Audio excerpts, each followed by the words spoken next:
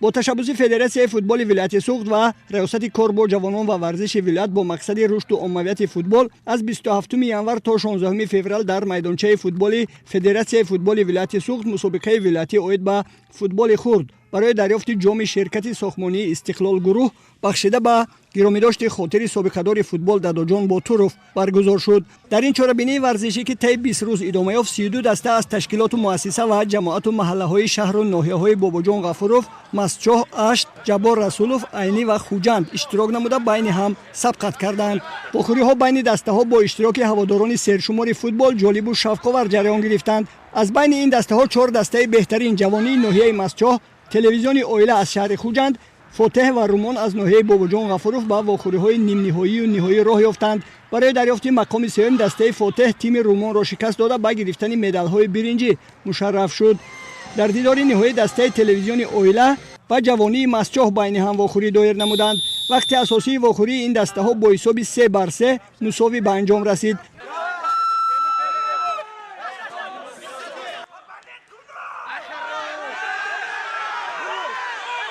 بعد زدن سلسله ضربه‌های جریمه‌ای غالبیت و جام مسابقه نصیب تیم تلویزیونی اویله گردید.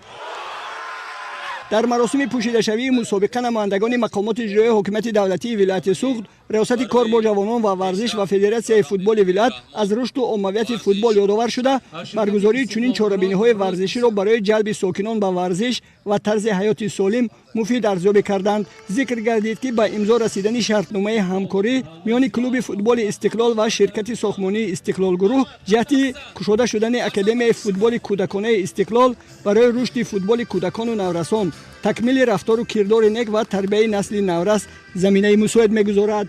با غالبان جایزه‌داران مسابقه جام و جایزه، مدال و افتخارنامه و مبلغ‌های پولی شرکت ساختمانی استقلال گروه، فدراسیون فوتبال ولایت سوخت و ریاست کار با جوانان و ورزش ولایت در فضای تنتنوی سپاریده شدند.